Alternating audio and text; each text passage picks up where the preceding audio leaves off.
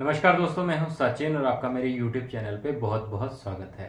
दोस्तों, आज हम डिस्कस करने जा रहे हैं Anne of Green Gables. Anne of Green Gables जिसे लूसी मोट मोंटगोमेरी ने लिखा है, इसे उन्होंने पब्लिश करवाया था 1908 में।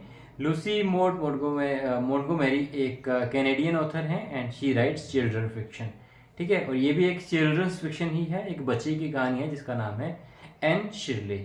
अब देखिए इस कहानी में होता क्या है कि मैथ्यू और मरीला कथवर्ट जो हैं वो सिबलिंग्स हैं एंड दे आर अनमैरिड, और वो यहाँ पे अपने कनाडा में एक फार्म है, उनका एंसेस्ट्रल फार्म है जिसका नाम है ग्रीन गेबल्स, और वहाँ पे वो रहते हैं। ठीक है, अब क्योंकि मैथ्यू जो है वो बेचारा बूढ़ा हो गया है, ओल्ड हो गया है, अब वो उसका फार्म पे अकेले काम करने में दिक्कत होती है उसको, तो वो क्या करते हैं, वो एक बेटा अडॉप्ट करने की सोचते हैं। ठीक है, और वो उसके लिए अप्लाई कर देते हैं। और जब मैथ्यू स्टेशन पे लेने जाता है अपने अडॉप्टेड बेटे को, तो अब उससे पता चलता है कि वहाँ पे एक लड़की खड़ी होती है।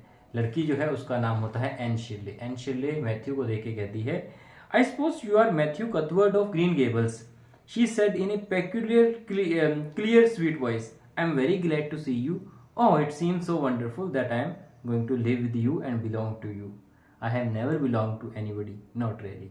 ठीक है, तो यहाँ से हमें थोड़ी सी झलक पता चलती है एन शिरले की, एन ऑफ ग्रीन गेबल्स की।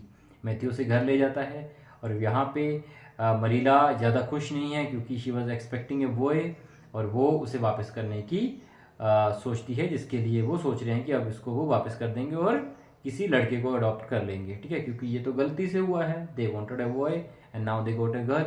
लेकिन कुछ दिन जब एन वहाँ पे रहती है तो मैथ्यू को कहीं ना कहीं एन पसंद आ जाती है, उसका टॉकेटिव नेचर, चाइल्डिश बिहेवियर।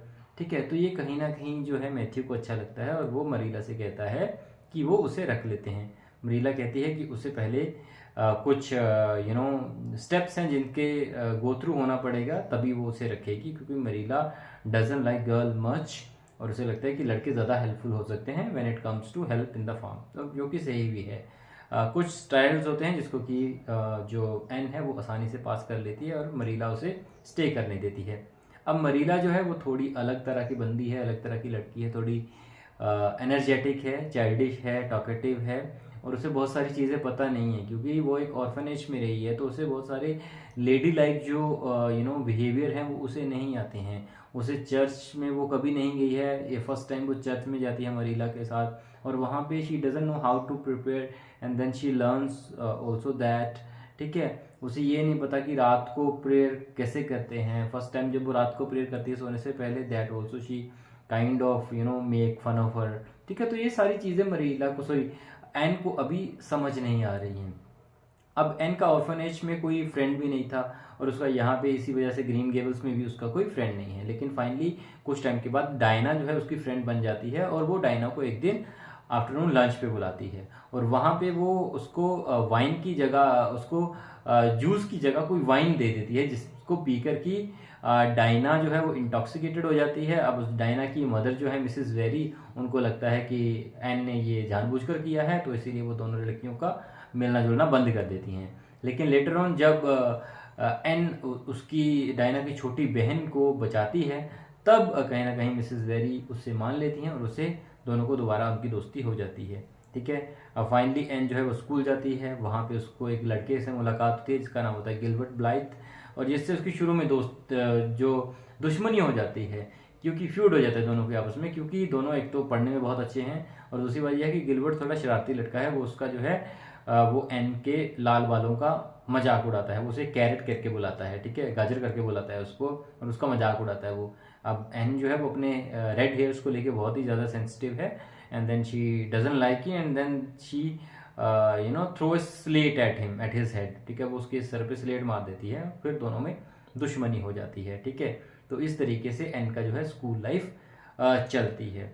अब जो है एन जो है पढ़ने में अच्छी है, और मिस टेसी जो उस स्कूल की टीचर हैं, एवलिना स्कूल की जो टीचर हैं, वहाँ पे मिस टेसी उसके इस टैलेंट को पहचान लेती है, और उसे बोलती है वो क्वींस कॉलेज के लिए अप्लाई करे। ठीक है, मैरी क्वींस कॉलेज के लिए अप्लाई करे। ठीक है, उसका जो एंट्रेंस एग्जाम है उसके लिए प्रिपरेशन करे उसके लिए अप्लाई करे, ठीक है। एन बड़े जी जान से पढ़ती है और वो उसकी मदद भी करती है सेंट्रल एग्ज़ाम के लिए, जिसको कि एन फाइनली क्लियर कर लेती है। और इसके साथ साथ गिलबर्ट ब्लाइथ भी क्लियर कर लेता है और वहाँ पे वो इतनी ज़्यादा मेहनत करती है कि फाइनली उसको वहाँ पे एक स्कॉलरशिप भी मिल जाती है, जिस जो कि हेल्प करेगी उसकी आने वाली 4 साल की कॉलेज की पढ़ाई के लिए, ठीक है।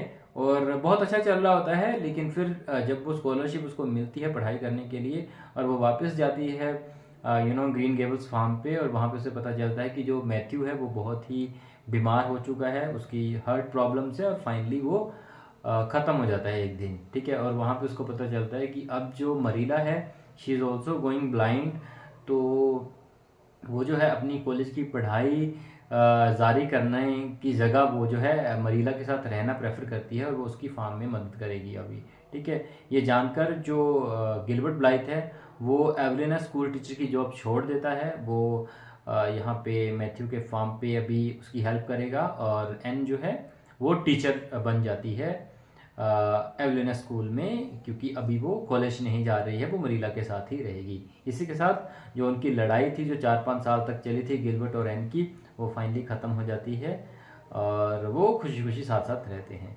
और इसी के साथ ये जो हमारा प्यारा सा अच्छा सा नॉवल है इसकी कहानी यहीं पे ख़त्म हो जाती है। आई होप कि आपको ये कहानी अच्छी लगी होगी। कोई क्वेश्चन है, कोई क्वेरी है, कमेंट सेक्शन में पूछ सकते हैं। वीडियो देखने के लिए धन्यवाद। Thank you very much and have a great day.